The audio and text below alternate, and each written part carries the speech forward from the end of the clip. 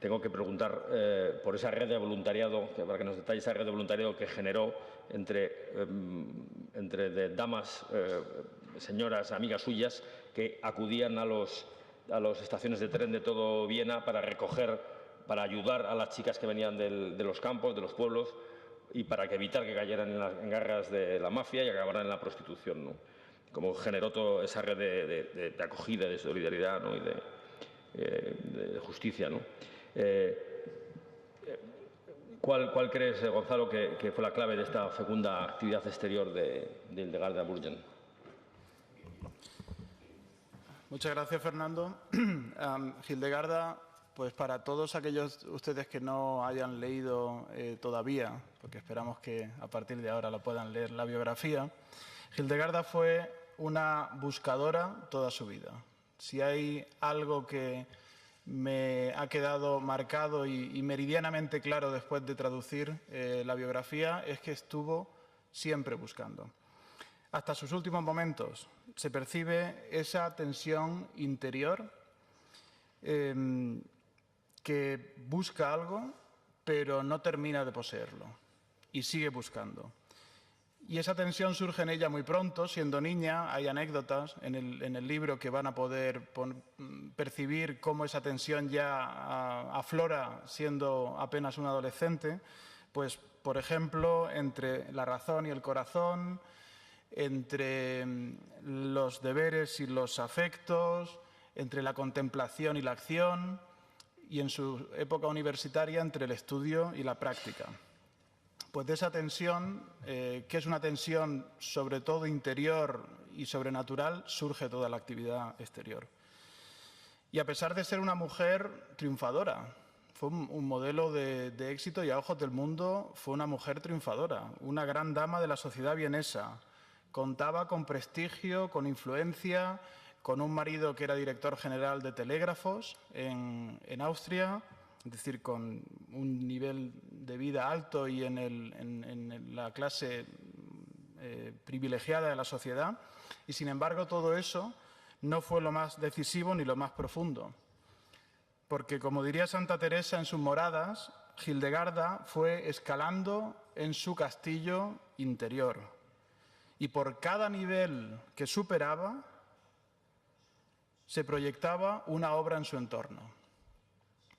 Ya fuera académica, recordemos que fue doctora en filosofía en la primera década del siglo XX por la Universidad de Zúrich, cuando la habían rechazado tanto en Berlín como en Viena porque estaban vetados el acceso a lo que hoy conoceríamos un posgrado a las mujeres. Ya fuera en su vida política, como candidato y después parlamentaria en el primer parlamento republicano de una Viena traumatizada después de 800 años ininterrumpidos de monarquía de la Casa de Austria, o fuera en el plano social como fundadora de Caritas Socialis, una comunidad religioso-social que hoy dirige la hermana Susanne, aquí con nosotros, que se adelantó por lo menos 50 años a la doctrina del Vaticano II y que hoy sigue siendo un ejemplo de innovación en las necesidades sociales actuales, como por ejemplo la demencia y el Alzheimer. Si tengo que resaltar tres características de la gestión y del liderazgo de Hildegarda, son por este orden la capacidad de priorizar, de delegar y de planificar.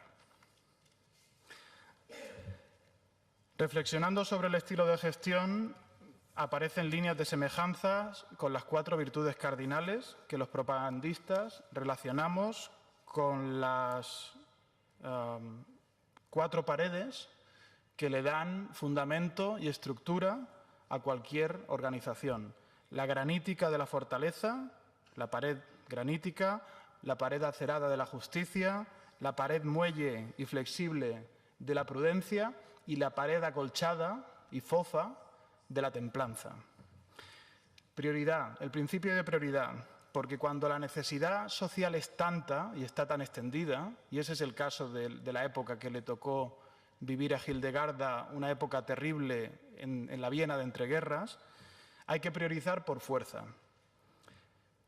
porque esto es algo imprescindible en toda actividad de dirección que tiene que seguir criterios, primero humanos y después empresariales o políticos o de cualquier otra naturaleza, pero sin olvidar que la persona está en el centro de cualquier organización. El segundo principio, el de delegación, porque Hildegarda buscó siempre colaboradoras, nunca subordinadas, y delegando no solamente el trabajo, muy importante, sino delegando también la responsabilidad. Y el último principio, el de planificación, porque sin plan no hay asignación eficiente de recursos. Un principio muy simple, pero central cuando se trata de poner en marcha una obra que implica estrategia, objetivos y equipo. Y como sabemos los jefes de proyecto, los que nos dedicamos a esto, los planes están para hacerse, pero no para cumplirse. Por eso hay que hacerlos y corregirlos y volverlos a hacer en un ciclo que no tiene fin. Pues respondiendo, Fernando, a tu pregunta, por eso Hildegarda se derramó en su vida activa con excelencia y abnegación. Porque antes y durante y después estaba colmada de espíritu, de oración y de trato con Dios, buscándole sin cesar hasta su último aliento. Traduciendo este libro en La Habana, en Cuba, no me pregunten qué hacía yo en La Habana y qué hacía en Cuba, recuerdo un momento especialmente luminoso y es cuando Hildegarda está a punto de morir. No lo voy a transcribir porque lo tienen que leer en el libro, pero es imposible sustraerse al magnetismo de una personalidad que lucha hasta el último momento y que apuesta toda su existencia a una sola carta. Y habiendo hecho cosas grandes, muy grandes, por los más necesitados, solo se conformó con volver a la casa de Dios Padre que se le había revelado. Muchas gracias.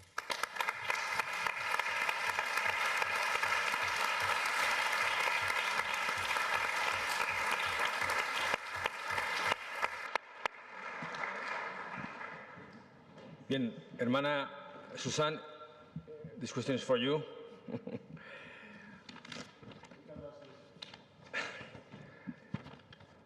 Bien, la pregunta que le dirigimos a usted es ¿cuál es la realidad hoy de Caritas Socialis en el año 2018? Tengo entendido que ustedes están extendidas por lo menos en otro país, en Brasil. Y la pregunta sería ¿cómo viven hoy el carisma de Hildegarda y cuáles son las obras principales a las que están dedicados?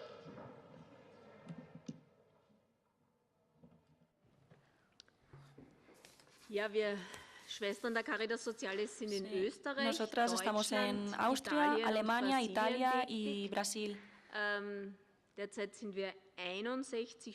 Somos 61 hermanas, 8 de ellas en Brasil. Sobre todo nos ocupamos de mujeres en necesidad. Eso era antes y ahora nos dedicamos a centros sociales donde sobre todo cuidamos a personas dementes, personas que sufren de Alzheimer y personas que tienen cáncer y no tienen cura ya. En estos centros sociales también es un centro de cuidado, pero también cuidamos en las casas.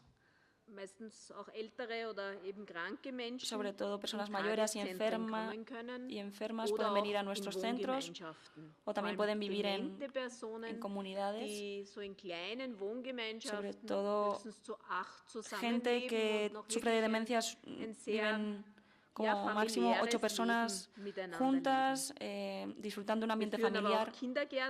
También llevamos guarderías, una casa para madre y niño. Lo fundó en 1923 Hildegarda Burjan y ya hasta hoy en día También damos consejo para gente que necesita de ayuda y también como acompañamiento espiritual.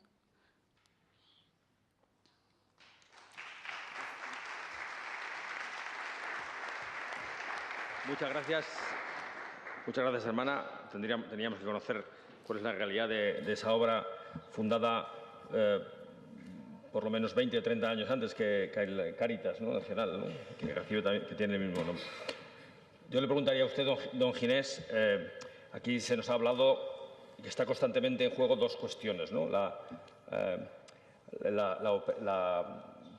actividad, la generación de obras, la participación en la vida pública, o de diversas maneras, o incluso generando muchas obras, pero luego el anclaje de todo eso a una vida espiritual intensa y recia, ¿no? ¿Qué claves nos puede dar usted para poder a los que estamos en el día a día, para poder compatibilizar ambas cosas, para no perdernos en el activismo, pero por otro lado no dejar de hacer cosas, ¿no? Esa compatibilización entre la obra social, la obra pública y la vida espiritual. ¿Qué clave nos podría dar usted? Es una pregunta demasiado amplia, ¿no? Pero seguro que alguna cosa nos puede decir sintéticamente. Bueno, ya saben que los árboles más grandes son también los que tienen las raíces más profundas. Y por tanto, un árbol grande necesita raíces profundas.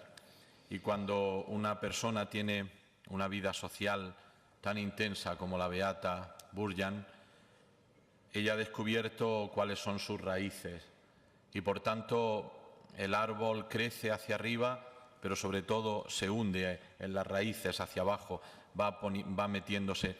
Y yo creo que esto forma parte de la existencia cristiana.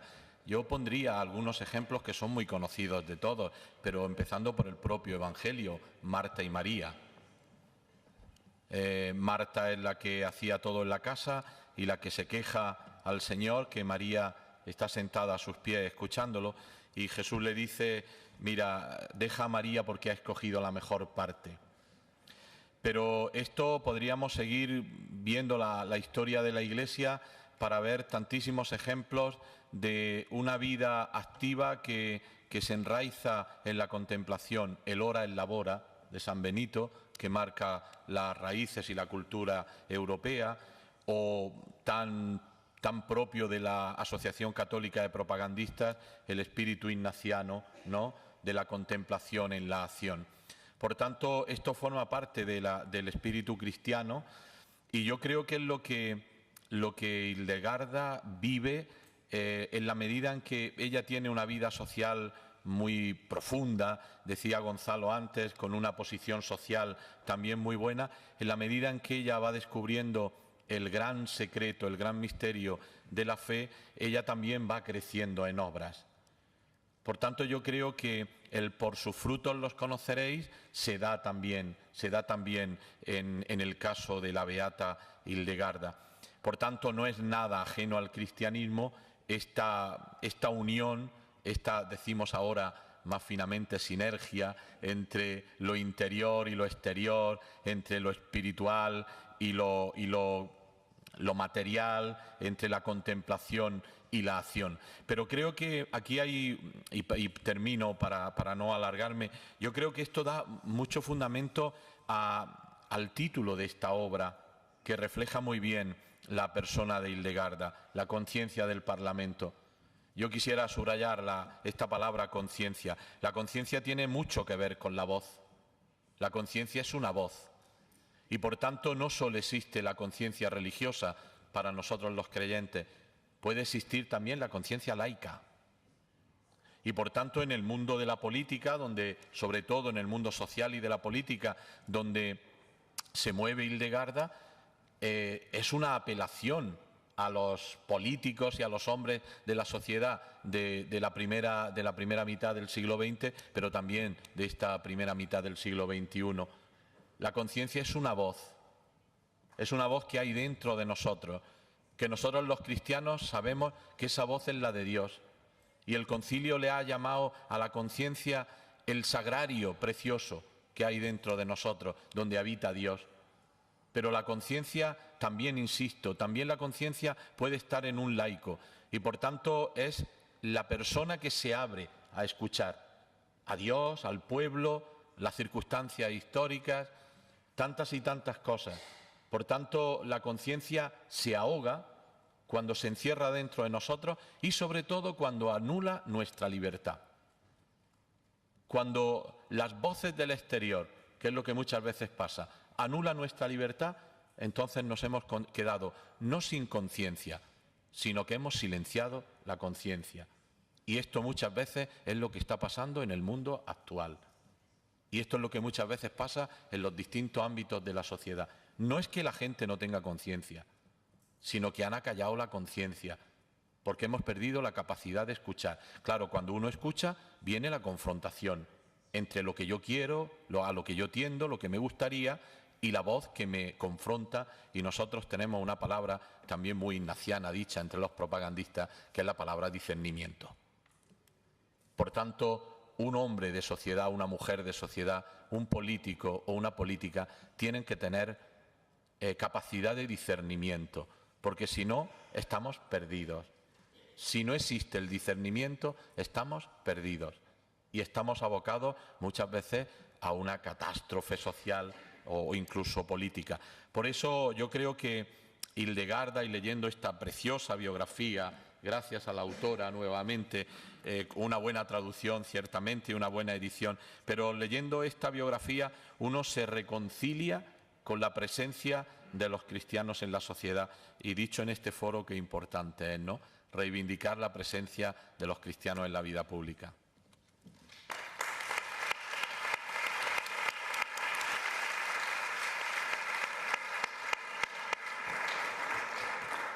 Profesora, this question is for you.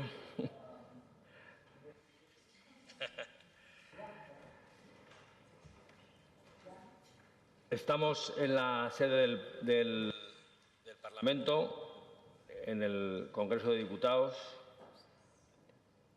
y creo que es oportuno hacerle la siguiente pregunta. ¿Cómo vivió o sufrió Hildegarda Burjan en su condición de parlamentaria, de la primera parlamentaria del Partido Social Cristiano y de la primera grupo de mujeres que en los albores del siglo XX fue una mujer representante en el Congreso de la Primera República Austríaca? ¿Cómo vivió la cuestión de la disciplina de voto y qué problemas le causó?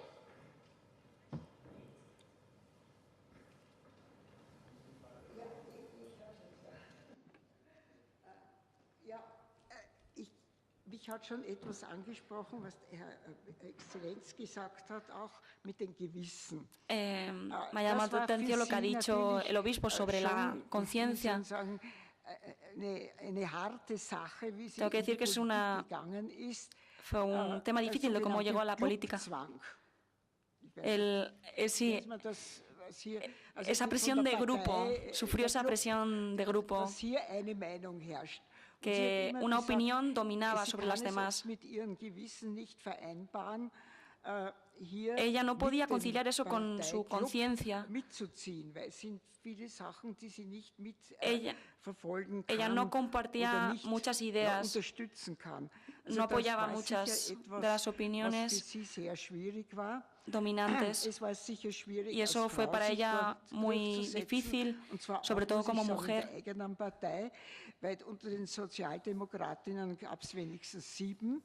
Al menos entre las socialdemócratas eran 7, pero hoy en día también sigue siendo difícil.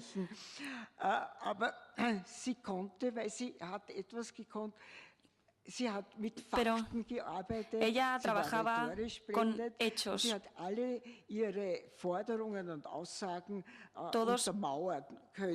Todas sus ideas no eran sin más, no las decía sin un fundamento, sino que se basaba en hechos, con la realidad. Es wird auch immer gefragt, weil sie war ja eigentlich verhältnismäßig sehr kurz im Parlament, warum sie ausgeschieden ist. Nos preguntamos por qué salió del Parlamento. Ella tenía muy poco tiempo para la familia, su salud también estaba empeorando y por esta presión de grupo que hemos citado.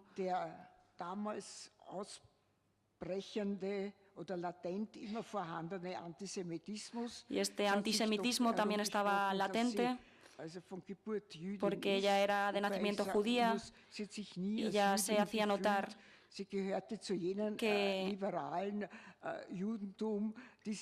ella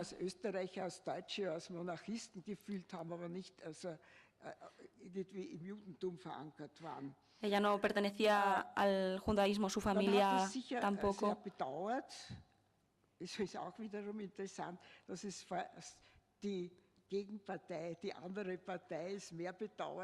El otro partido, es curioso que el otro partido lamentó más que se fuese del Parlamento, más que el propio partido. Por lo que hemos dicho, porque no siempre le era cómodo al propio partido su voz. Ella estaba convencida de algo y lo quería llevar a cabo.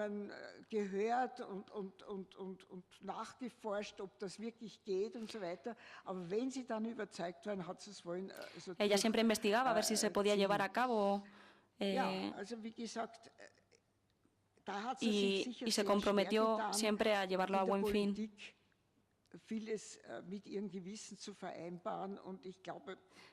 Para ella siempre era difícil compatibilizar la política con su conciencia. También me ha llamado la atención que haya hablado de María y Marta, porque hace años también di una charla sobre María y Marta, esa simbiosis, esas dos mujeres, sobre todo como en Hildegarda Burjan. Ella era interiormente creyente y en el público siempre activa. Y creo que esas mujeres son muy importantes en la política y en la vida social. Creo que ya he respondido a su pregunta.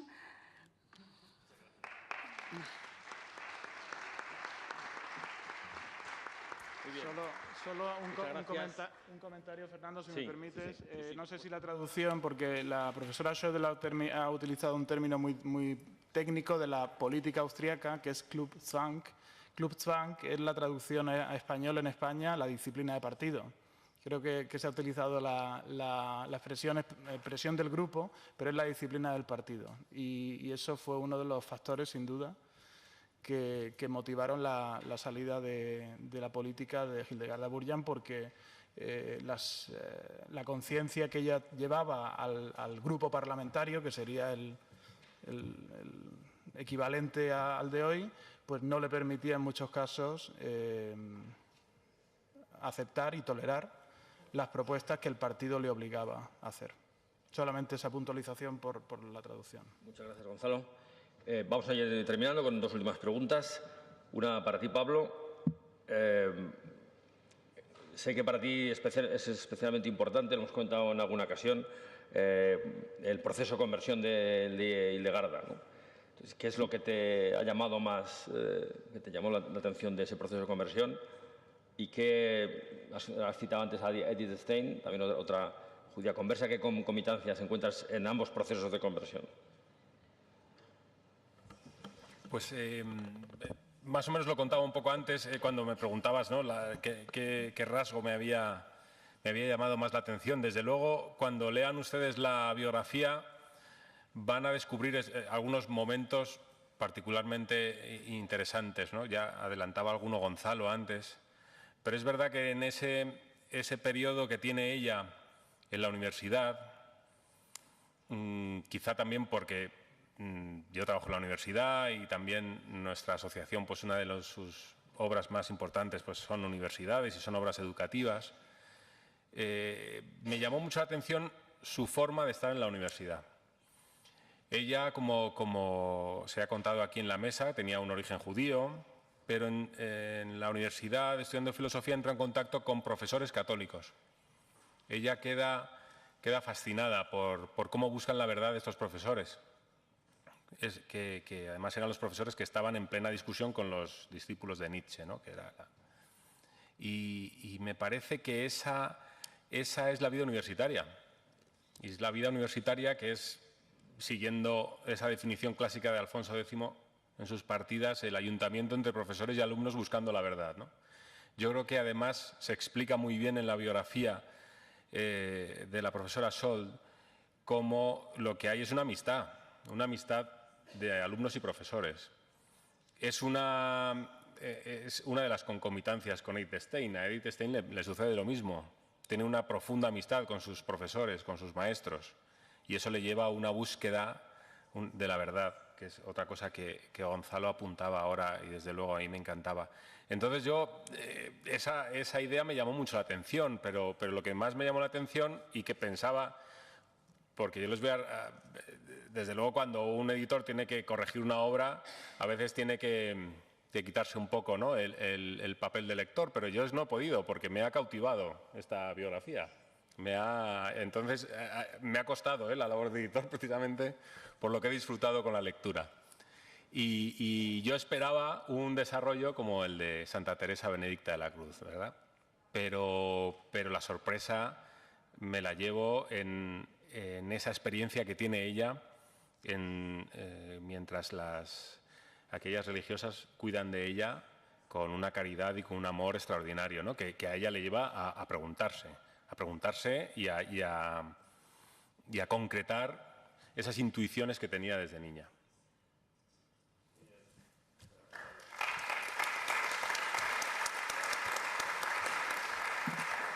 Y finalmente, Gonzalo, si te parece, acabamos contigo. Aquí en el libro se dice: el arzobispo de Viena, el cardenal Friedrich Gustav Pilf, la bautizó como la conciencia del Parlamento. Ya hemos hablado de ello, es el título es el título de la obra, pero yo creo que para el broche final, ¿por qué? Que tuvieras un poquito más, que nos explicaras más, ¿por qué piensas que el arzobispo de Viena la calificó así? ¿Qué es lo que a él en ese momento, en 1919, le llamó más la atención y le hizo que la calificara de esta manera, como es el título de la obra que hoy presentamos? Bueno, voy a confesar una de las cosas de los traductores. Ustedes saben que los traductores son traidores al mismo tiempo, porque cada traductor y cada persona traduce como interpreta la obra, como quiere interpretarla. El título La conciencia del Parlamento no es el título de la edición original en alemán. La edición que escribió la profesora Schödl no es el título de la edición original. El título de la edición original es Hildegard Burjan, Frau zwischen Politik und Kirche. Hildegard Burjan, una mujer entre la política y la Iglesia. Ese es el título en alemán. Pero efectivamente, y ahí sí fue muy fiel al texto original, porque el libro está plagado de citas de contemporáneos suyos, el arzobispo de Viena, el cardenal de Viena, la calificó como la conciencia del Parlamento. Yo creo que las anécdotas aquí pues, son muy importantes para ilustrar cosas que seguro que los obispos y los cardenales de hoy en día también pueden imaginar, porque es el día a día. Hildegarda no caía bien a la buena sociedad católica vienesa. En Viena, pues como una ciudad con mucho orgullo y sede durante muchos siglos del Sacro Imperio Romano Germánico, y la Casa de Austria defendiendo, como muy bien sabemos, la fe católica y la identidad católica, pues en Viena había un grupo de las buenas familias de la aristocracia en torno al cardenal, que formaban